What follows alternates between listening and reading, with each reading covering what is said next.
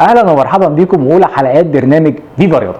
كتير قوي من الازمات عشناها الفتره اللي فاتت، بدايه بازمه حسام غالي والمنتخب المصري، مرورا بازمه مباراه الاهلي والمقاولين العرب، نهايه بقى بازمه الكابتن احمد الطيب وتعليقه على احد مباريات الزمالك وانبي وتباهى فيه ان بعض نجوم الفن والمشاهير بيشجعوا نادي الزمالك.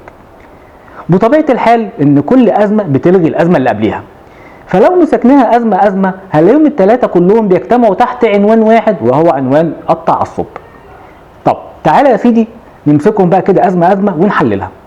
أول أزمة حسام غالي والمنتخب المصري، وإن الأعضاء المنتخب أو المسؤول عن المنتخب المصري استبعد حسام غالي بشكل نهائي من المنتخب. الناس مسكت المشكلة دي وشخصنتها، قالوا إن أسامة نبيه الزملكاوي هو اللي استبعد حسام غالي الأهلاوي، وبدأت المشكلة تتلون بشكل اللون الأحمر والأبيض. قالوا لا أصل أسامة نبيه ده زملكاوي وبيغير من حسام غالي الأهلاوي. طيب أدي مشكلة. المشكلة الثانية أزمة مباراة الأهلي والمقاولين العرب، هنلاقي ان بعض الناس اتهموا ان الحكم طارق سامي اهلاوي، وانه جه على نادي المقاولين علشان خاطر يجامل النادي الاهلي ويكسبوا الماتش ويقربوا من الدرع ويبعدوا عن نادي الزمالك. وبرضه دخل الزمالك طرف في مباراه هي اساسا مش طرف فيها، لان المباراه اصلا ما بين الاهلي والمقاولين، لكن قالوا لا ده الزمالك هو طرف فيها، لانه بالطريقه دي لما الاهلي فاز على المقاولين الحكم هو اللي بعد الزمالك عن درع الدوري. الازمه بقى الاخيره وهي ازمه الكابتن احمد الطيب، وان هو بيتباهى ان بعض مشاهير الفن بينتمون لنادي الزمالك، لما قال ان الهضبه عمرو دياب وان الكينج محمد منير وان هاني شاكر بيشجعوا نادي الزمالك، وان بعض الفنانين الشعبيين بيشجعوا النادي الاهلي.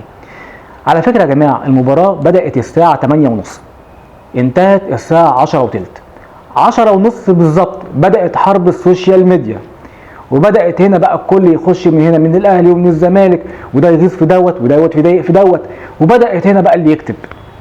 على فكره محمد منير وعمرو دياب وهاني شاكر زملكاويه، الناحيه الثانيه يرد عليهم الله طب ما انت عندك محمد فؤاد وحمائي وهاب توفيق اهلاويه. لا ما تنساش ان الموسيقار العظيم محمد عبد الوهاب زملكاوي، طب ما العندليب عبد الحليم حافظ ما كان اهلاوي. هنبدا بقى كده نسردها واحده واحده واحده واحده لغايه ما نجيب ال 90 مليون ونجيب كل المشاهير مين بينتمي للاهلي ومين بينتمي للزمالك. هو سؤال بس بسيط واحد، هل يا ترى النجم او النجم المشهور دوت هو اللي بيصنع نجوميه النادي الكبير ولا العكس؟ بص يا معلم هنجيب الخلاصه. عايز تستمتع بالكوره اللي انت شايفها هي المتعه الوحيده اللي في حياتك، ركز مع فريقك وبس ومالكش دعوه باي فريق تاني. هتحس وقتها بالمتعه الحقيقيه للكوره، لان لو عدى وقت الفرحه بالفوز مش هيرجع تاني. اضرب لك مثال صغير، كلنا تابعنا من كام يوم نهائي دوري ابطال اوروبا ومباراه ريال مدريد واتلتيكو مدريد. على فكره الكل اجمع ان الهدف الاول لريال مدريد تسلل وتسلل واضح جدا، ما لقيناش حد خالص طلع من اتلتيكو قال اصل الحكم جاي علينا، الحكم متعمد ان يدي البطوله لريال مدريد. لا بالعكس، احترم فرحه الفريق المنافس وسابه ازاي يعرف يفرح. بالعكس خالص عندنا لا، بمجرد ما فريقنا يخسر اول حاجه بنمسك فيها هو الفريق المنافس، ولازم ننكد على الفريق اللي كسب. استمتعوا بالمتعه الحقيقيه اللي في حياتنا، كفايه تعصب. اشوفكم في حلقه جديده من حلقات برنامج فيفا رياضه، مستني تعليقاتكم على الهاشتاج ده. اوعى تنسى سبسكرايب لينا على قناه ركن. السلام عليكم.